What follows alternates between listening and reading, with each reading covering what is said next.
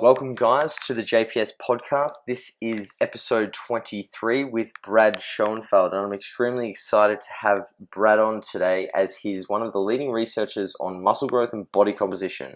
So for those of you who don't know, Brad has a master's in exercise science and kinesiology and also a PhD, and did his dissertation on the mechanisms of hypertrophy and the application to resistance training. So he is the man when it comes to muscle growth. He's published over 100 peer-reviewed research articles. He's an author, personal trainer.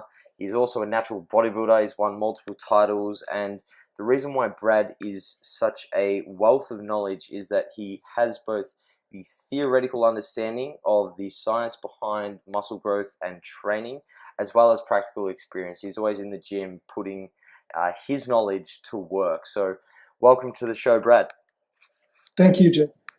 So Brad, did you want to give the guys a quick outline as to what you're currently researching or what you have researched in the past, and give them an insight as to what I guess your role in the industry is? Yeah, my research centers generally around body composition. So my primary focus is muscle hypertrophy, but I also do quite a bit of work in fat loss.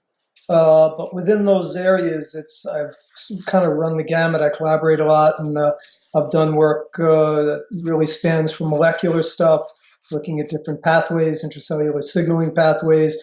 The majority of my stuff is very applied. I look at particularly with resistance training variables, as to how sets, reps, rest intervals, frequency, and the like factor into maximizing growth. I've just done a ton of studies on a variety of different areas. I also have done a lot of meta-analyses. One of the things I look to do, because resistance training studies tend to be relatively underpowered, by doing these meta-analyses, by pooling data on a given topic, we're able to get much greater clarity on the significance and, even more importantly, not only the probability aspect, but I think more importantly, the magnitude. How much of an effect does it have?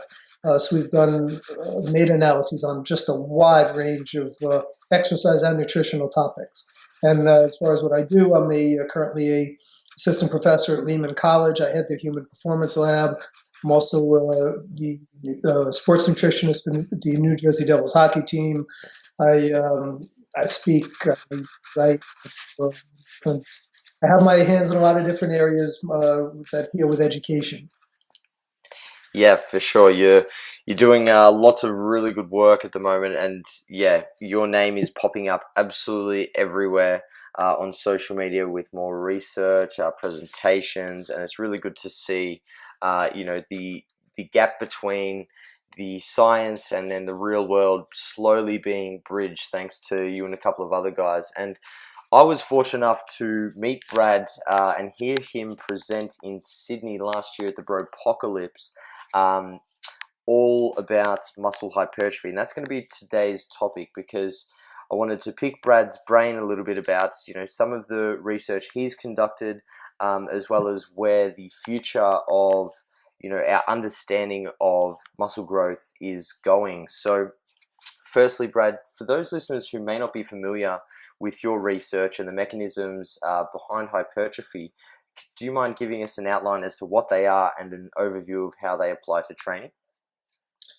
Yeah, I'll first start off by saying that my research has not really been specific to the mechanisms. These were mechanisms, what you're talking about is something that was the subject, or one of the primary subjects of my master's thesis, where we look for explanatory reasons for why muscles grow through resistance training. And the three mechanisms that I deduced from a exhaustive search of the literature and review of it was that there were three primary mechanisms: mechanical tension, which basically is the force on muscles, and these forces are transduced, or chemically transduced into from the cell of the muscle, from the membrane of the muscle into the cell, and there's a variety of enzymatic pathways that then are traversed to carry out protein synthesis.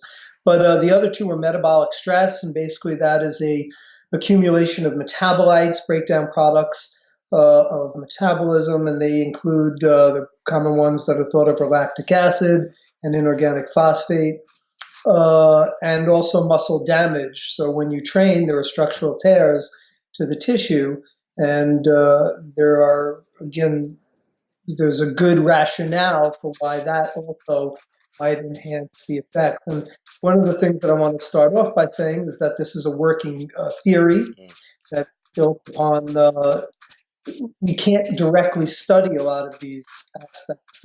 They're extremely difficult to isolate, tease out from the other aspects. So it's a working theory that is malleable and that I'm certainly willing to revisit if evidence would suggest otherwise. And I'd also say that mechanical tension, it's very clear that mechanical tension is the driving factor, because without it, you're not going to have you'll have little to any growth, and the other ones would be additive, and the extent to which they are remain questionable. For sure. We know that science is self-correcting. So, when you put out a study that shows that there are potentially these three mechanisms, others get to scrutinize the data, the methods, and, when issues arise within the scientific community, we discuss and debate these findings, challenge them, and then we obviously improve our understanding of them. And a great example of that is the HMB and ATP attenuating body compositional changes, by which you and a number of other researchers challenge that. So what I wanted to ask you, Brad, initially was, based on your original findings back in 2010, have there been any challenges or updates to those findings regarding those mechanisms? So you mentioned that mechanical tension is pretty well founded to being, one of the primary contributors to hypertrophy. But what about metabolic stress and muscle damage?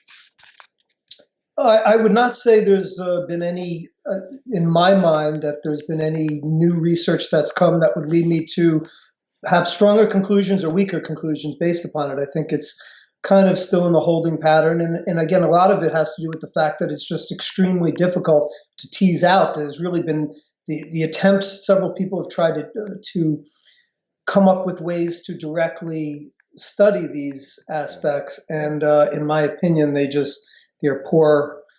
They don't really tell us anything. They're just not, there are too many holes in terms of how they would actually relate to practice. So really the issue is that there are overlapping factors within the mechanisms, which makes them difficult to tease out.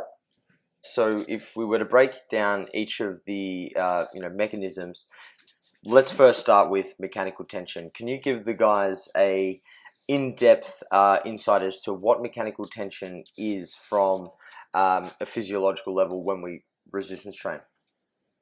Yeah, so mechanical tension would be a force that is acting on the muscle. So muscles generate torque to move the body.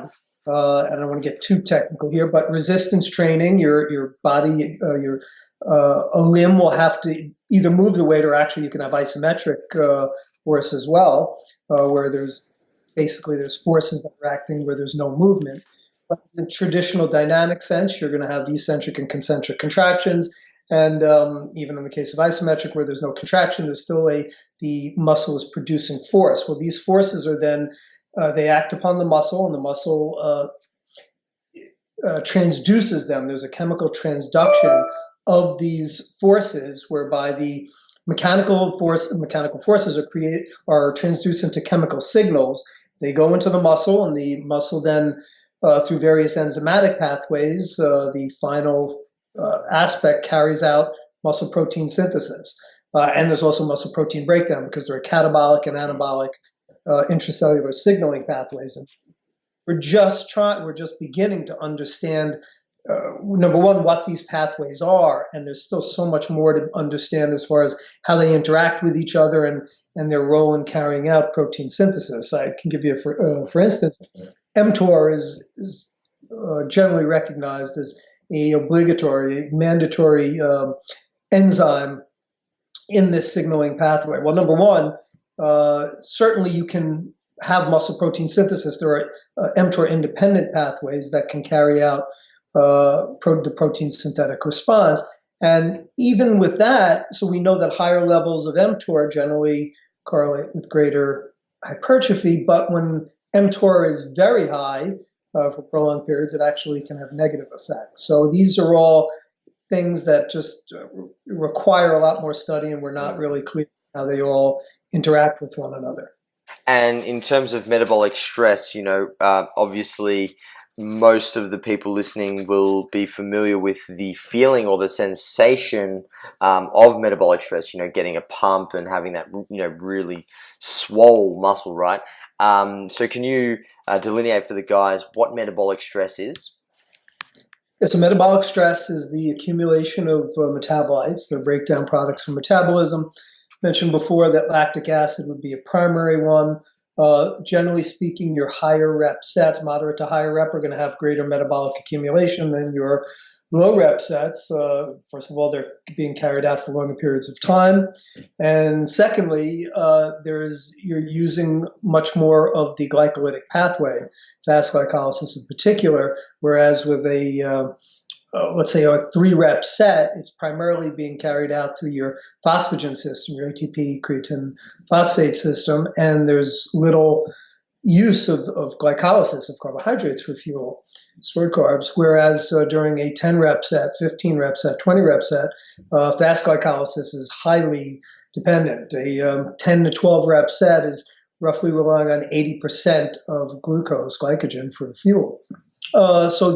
During that process, since there's little oxygen, since oxygen is in short supply during these types of sets, there is a conversion of pyruvate into lactic acid. It cannot go into the aerobic pathway. And thus you tend to get that burn that's going to start to build up in the muscles. And that would be metabolic stress. And there's been multiple theorized ways in which metabolic stress can contribute to hypertrophy. Number one is increasing the recruitment of muscle fibers.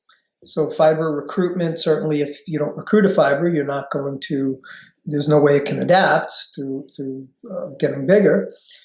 So that's number one. And that is, by the way, a mechanism or a factor by which higher rep sets are thought to bring about activation of at least a large portion of the motor pool, both slow twitch as well as faster twitch fibers. But there are many others that have been theorized through metabolic stress. And, they include buildup of myokines, which are signaling agents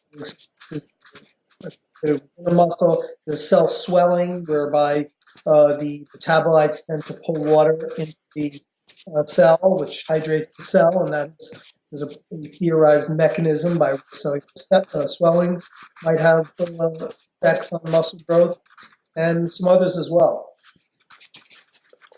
Awesome. And I guess the mechanism that has come under the most amount of scrutiny, or at least discussion, which is a really positive thing, I believe, is muscle damage. So do you want to give the guys an outline as to what muscle damage is and the role, if any, that it plays in hypertrophy? Yeah, so muscle damage is when you train, there are going to be small micro tears within the fibers, and this has been shown under electron microscope viewings. So it's well established that there is damage to fibers from the training process, and they can be. You can have extensive. You can have everything from very mild damage to extensive damage. There are multiple theoretical ways in which muscle damage would seem to play a role in hypertrophy. One of them is increased satellite cell activation and differentiation. So basically, satellite cells are stem cells. They're muscle stem cells that are quiescent when there's no activity. Once you actually start training, they are woken up, if you will, and they then go into a repair mode, specifically from a damage standpoint. So contractions themselves, muscle contractions, stimulate satellite cell activity, but the damage as well has been shown to be a potent stimulator of satellite cell activation, and satellite cells do multiple things besides repairing. They donate nuclei to the fibers. So there's various theories by which basically the nuclei are the production plants for protein synthesis. Once each nuclei gets tapped out as to how much proteins can be synthesized, you need more nuclei in order to keep growing. And the satellite cells are the primary mechanism that will donate their nuclei to the fibers. And it's been shown that that muscle damage satellite cells. But there are others too. There's been talk about how inflammatory responses can also enter into the fray with neutrophils and other compounds, molecular compounds. Cell swelling might enter into this picture as well. So again, there's multiple other ways in which it's been theorized. And by the way, I've done review papers within the past several years. Now they're getting a little older. I think they probably around 2013, 14, somewhere in that realm. I did review papers on both metabolic stress and muscle damage. One was in JSCR and the other was in Sports Medicine, the Journal of Sport Medicine. I don't remember which was which at this point. Awesome.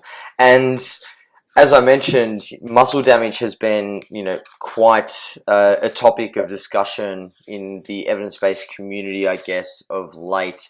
And it's primarily based on a study by Damas Et al., whereby they showed that muscle damage extends recovery times and increases protein breakdown, which may not necessarily increase hypertrophy per se. So I guess this has been something that Menno has challenged, and he proposes a new theory of the mechanisms and muscle damage not necessarily being a desirable factor for muscle growth. So can you explain to the guys, how this has come about, Brad, and I guess moving forward, whether or not that has changed your position on muscle damage, and if it's actually something that we should seek in training or it's a byproduct of training?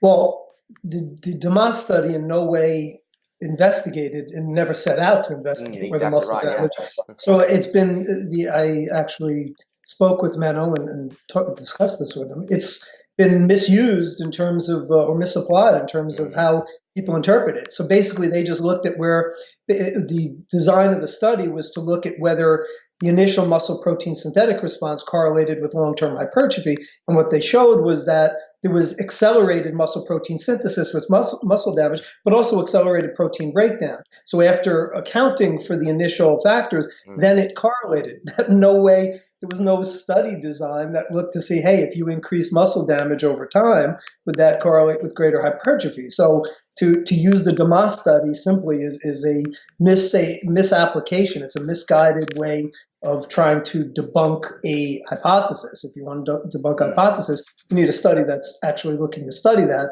And like I said, that study, those who are using that just are either not understanding it or they're misapplying the study design and what the implications of it were.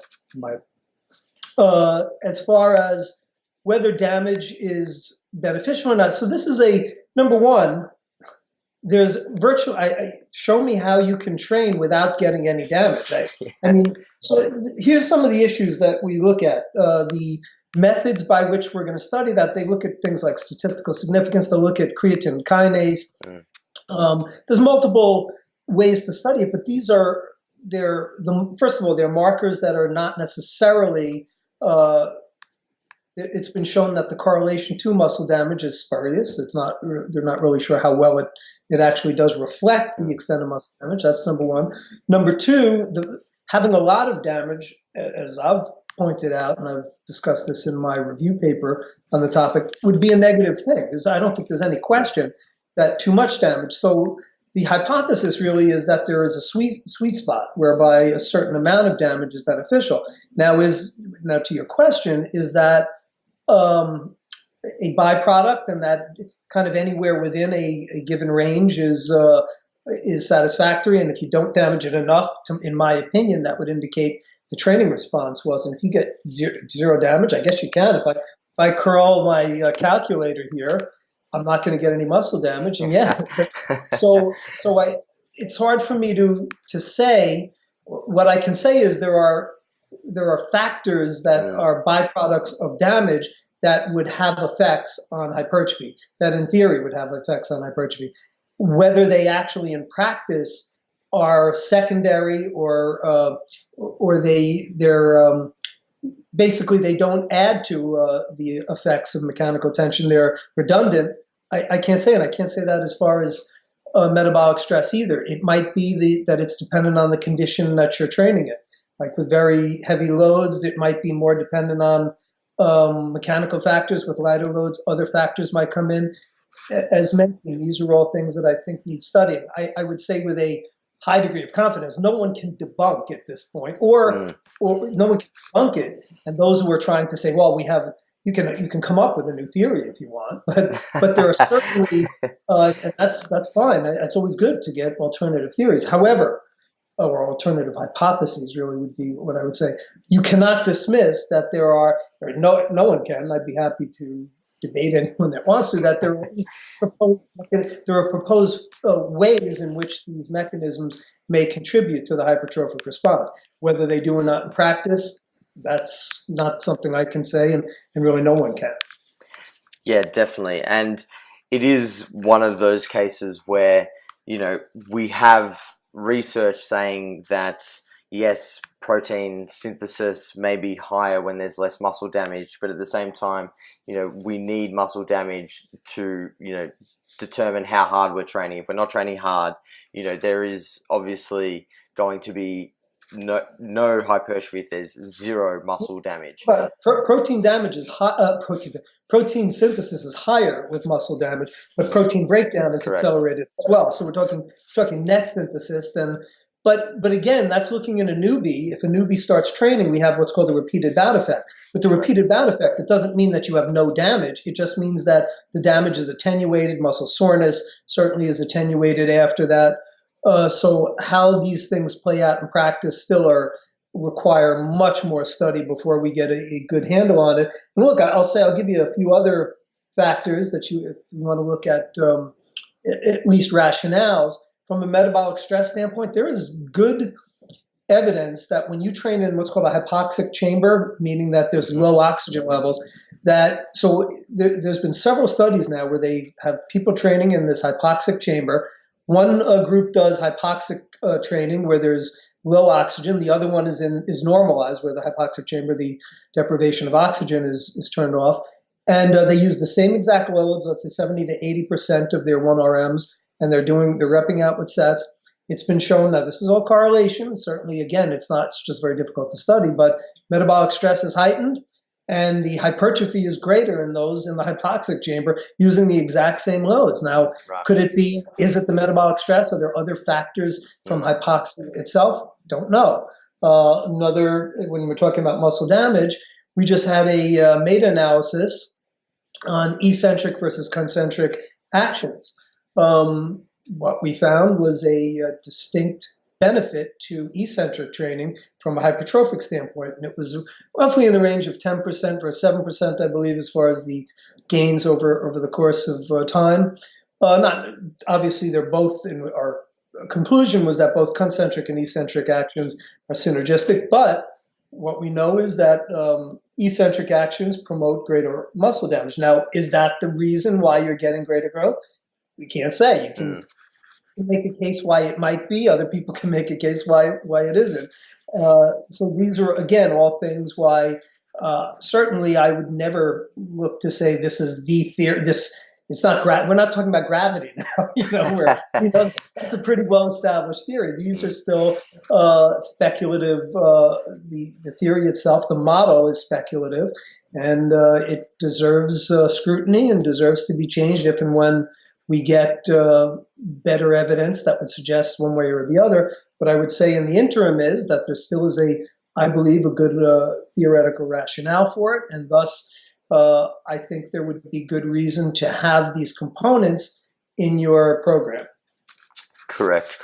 And I guess that, that is a great way to think of, muscle hypertrophy and all of the literature looking into how we, maximize muscle growth. It is very much in its infancy. It's not something, that is extremely well established, and we are very much, learning as we go, so to speak. And whether or not muscle damage is causative, additive, or detrimental to growth is, yet to be determined. We're still in need of more research. But what I wanted to ask you in relation to muscle damage, is that there's been speculation and theories proposed that muscle damage could potentially be an investment for future growth, supporting the myonuclear domain theory. So what are your thoughts on that, Brad? Can we, once we've, advanced beyond those beginner years, intermediate years, and obviously the repeated bout effect has taken place, and we're not getting as much damage from training because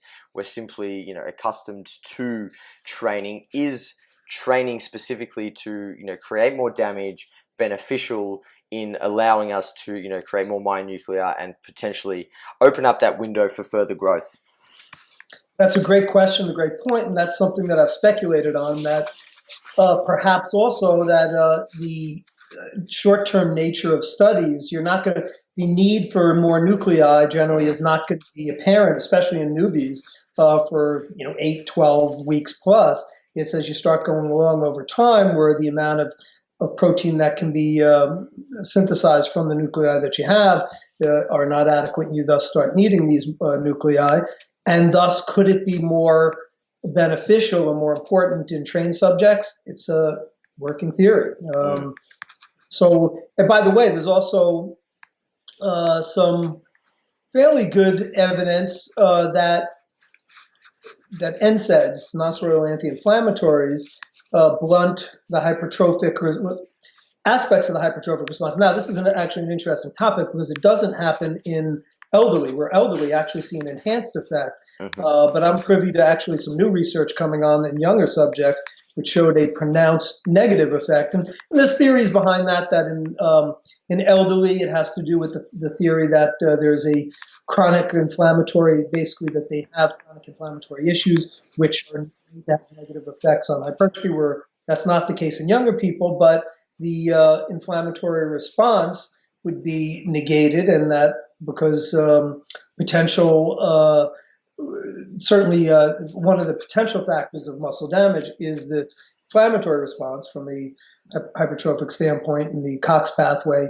So these are all things that are important. But here's, I think, the take home, which I think is it's nice to geek out and try to speculate on what these mechanisms are, but here's what I would say. I think that whether these factors are the causal or not, having some higher reps along with lower reps is going to be beneficial. And I think there's mounting evidence that that's the case. So whether it's in the higher reps, metabolic stress, or other factors that are causing the greater growth, whether it is the case or not, the outcome is going to be the same in terms of programming that. I think having eccentric actions, certainly focusing on eccentrics, and potentially even having some work on accentuated negatives like supramaximal eccentric actions might be beneficial. Whether that's due to damage or not, who knows? But again, based on the evidence that we have currently, those are techniques that I would certainly suggest might or would enhance the hypertrophic response, and we can speculate on their mechanisms, but regardless, the outcome is going to be the same in terms of programming. For sure. Everybody loves getting a pump, Brad. So, I don't think you have to steer the bros away from the higher rep ranges, that's for sure. And you're exactly right. So all of this, theory is speculation, and it is so cool to geek out. And I love hearing you talk about all of the, intricate pathways, behind muscle growth. But, in reality, for those people listening to this podcast, who may be interested in those things, that's all well and good. But at the end of the day, we need to know how to design a program to build muscles. So that's what I wanted to talk about now, Brad, was, having an understanding of these three mechanisms, or at least how they play a role in hypertrophy. How do we best design a program, to make sure that we are maximizing hypertrophy? Where's our starting point? Yeah, well, of course, we don't have another couple hours to go through all the specifics. These are presentations that I do over full day presentations that get into that. But I'll give you kind of the short course that number one, you want to train throughout a spectrum of rep ranges, that there is some mounting evidence, and we will be presenting some new evidence on the topic that they might have fiber type specific effects, so that you might be able to maximize the whole muscle growth by enhancing specific fiber type adaptations. That higher volumes are warranted. Certainly, we've done work, meta-analytic work, and I have some other work in review now that looks at volume, and actually another study about to be undertaken. But the current literature, I think, strongly suggests that higher volumes are beneficial.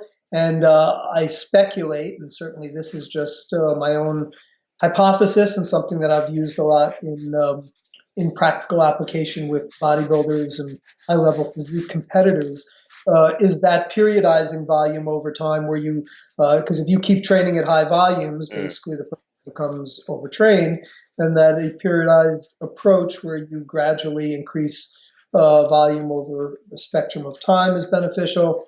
Somewhat higher frequencies, training minimum of twice a week, per muscle group seems to be a minimum, which contrary to the old bro split type workout. Although I will also say this, that gets a lot of trash. A typical bro split, you're going to be working, certainly in the upper body, you work those muscles multiple times, once a week for the most part. Like the biceps, depending on your split, you might work them 3 times a week in a typical bro split. If you're doing back one day, biceps another, and then chest if you're doing like even flies and then your biceps are going to get some work over the course of 3 separate days. Whereas the legs, if you're just training your legs once a week, you really need to bump that up. For sure. Rest intervals, somewhat higher rest intervals, the very short rest interval theory. Most of the new research suggests that kind of 2 minutes would be a minimum, but perhaps for single joint movements, having a minute lesser time is satisfactory and perhaps additive. So within that, how it breaks down, you need to vary your movements, and that's really where the art of science comes in. The art blends in with science, and that's your typical bridging the gap between science and practice. For sure. And we know that volume is, the primary driver of hypertrophy, and there's a lot of literature now to support how pivotal increases in training volume over time are to muscle growth. And I guess the question I had for you, Brad, because you spoke about training through a broad spectrum of reps, and a lot of people now have, seen the whole volume movements, I guess, as, just get volume in, but really failed to take into consideration, an important factor in hypertrophy, which is proximity to failure. Because a lot of people might be getting 10 sets of three reps, at 100 kilos, which is the same volume as 3 sets of 10. However, proximity to failure will be a lot higher, and 3 sets of 10 will be more fatiguing. So can you explain why, maybe not all volume is created equally, and why, the intensity of a set is important when we're looking to, achieve volume? Yeah, so I think a good explanatory situation that I can give you that would kind of give you insight into that is my dissertation work, where we looked at a bodybuilding type routine, which was 3 sets of 10, versus a powerlifting routine, which is 7 sets of 3, and we showed that they had roughly equal hypertrophy after 8 weeks. The fly in the ointment here is that after the study, and this was only 8 weeks, the powerlifting group was toast. Number one, 2 of them were, and every one of them were complaining of sore joints, their back hurt. I mean, they were really toast by the end of the study, where the bodybuilding group was feeling they could have gone on. They actually could have done more volume. So it's much more efficient to train with moderate to higher reps. Your moderate rep range, your hypertrophy rep range, 8 to 12 reps, somewhere in that range, while it might not technically have the greatest, it would be really, you can gain approximately equal amounts of muscle throughout the spectrum of rep ranges. However, it is probably the most efficient way to get hypertrophy, and you want to sprinkle the other types of rep ranges in. So have some low rep, kind of use that as your base, and then have some low rep training and some high rep training to round out your routine and for maximization. And I guess, one of the important things that has really started to come to the forefront of discussion in hypertrophy is how we periodize hypertrophy. So in terms of periodization and long-term planning for hypertrophy, Brad, obviously periodization is just a theory. It's not set in stone, and a lot of the periodization research has come from a sports science background, not necessarily hypertrophy specific. Which is where I guess the waters get a little bit muddied when people try to apply this to something that isn't performance related. So what would be some of your key takeaway points for people looking to plan their training long term and how they maximize hypertrophy over the course of their career? Yeah, so you kind of touched on it, but it's very important to realize that periodization is a concept, not a defined way to train. So you have linear periodization, undulating periodization, et cetera, and there's really a gazillion different ways to carry out the manipulation of variables. So periodization, by really a strict definition, is the plan, the systematic manipulation of program variables over time to optimize a given fitness component, outcome. Adaptation, yeah. Yeah, and that would be both looking at preventing a plateau while continuing gains in its optimal manner. There's no one best periodization scheme. With that, there's many different ways to carry it out. Part of it will depend on the individual and their abilities. I mean, I use, just to give you an example, I think the concept of autoregulatory periodization can be beneficial. For some people, it isn't. Some people don't have the ability to gauge their own how they're feeling. Yeah. Whereas others, it's a very viable tool. Both doing undulating versus linear type models, both are effective. Really, I don't think one is necessarily better than the other. I think they can be melded. I think, and I use hybrid approaches with them.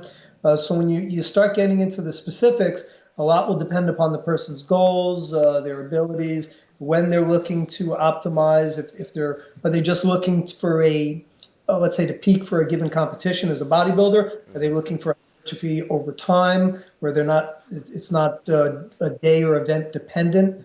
These are all factors that will enter into it, and that's where really, again, the art of training is going to make a big difference. We've spoken about how we can't train the same way forever. There needs to be some deliberate manipulation of variables to avoid plateaus. So how does training for strength then improve our ability to build muscle? And what is the benefit of training for strength, even though that's not the direct adaptation that we want to achieve when our goal is hypertrophy? So again, this is somewhat theoretical, but mechanical tension, as we've established, is a driving force, if not the primary driving force of hypertrophy. The implications of that are, so mechanical force is the amount of force that is transduced into the muscle. The implications, at least theoretical implications of it are, if you can increase the force that you're using while keeping at the same number of repetitions. So let's say I'm doing 10 reps, and I can go from a lift bench pressing 300 pounds to 310 pounds, you would conceivably have greater mechanical tension on the muscle, and thus that would drive a greater hypertrophic response. Training in a strength fashion, again, conceivably, and it certainly has been shown to some extent, will potentiate your ability during your hypertrophy type training to use heavier loads. Now, when you start getting into even the higher repetitions, how much that transfer happens is somewhat unknown. But I think that at least from a theoretical standpoint, and having some type of strength work in there to potentiate your ability to use higher forces, higher loads, and thus create higher forces in your moderate to higher rep training is a sound theory. Awesome. And in closing, Brad, what is on the horizon for our hypertrophy research? What's coming up for you? What are you going to be looking at? I know you probably can't give too much away, but what are you looking to, I guess, investigate further moving forward? Okay, so at last check, I have 28 studies currently in review, and the majority of them are related to hypertrophies, and You're a they're covering machine. a wide, yeah, covering a well. I also have very good collaborators, so it's Yeah, not just me. yeah, I defer and have a lot of gratitude to the researchers that I collaborate with, who are really terrific, and some of them are machines. But I mean, we're studying things like the mind-muscle connection, which we have some really great data on. We're studying, I have a volume study that's just starting. I have a training to failure study that's just starting. We have a frequency study that just finished. So, I mean, there's so many so cool. studies in the pipes that we have. And by the way, I actually have multiple frequency studies. One of them is going to be another one's just going to be starting soon. That one is going to have very high reps. We're going to look at like 6 days a week versus 3 days a week. So that'll be the first, hopefully, to be published on that. So anyway, just a ton of different stuff, and that's my passion. And hopefully, by the time I'm done in this world, we will have a much better understanding of the hypertrophic drivers and how to optimize programming. For sure, for sure. And you've done an outstanding job, in the last, 10, 15 years, Brad, since you've been researching. We wouldn't have anywhere near the amount of information that we currently do if it wasn't for all of your hard-earned work. So we are very grateful for that, and it's been a pleasure having you on the show. Brad, thank you very much for your time. We look forward to hearing back from you with a lot of your research moving forward, and we wish you all the best. My pleasure, Jacob. Thank you.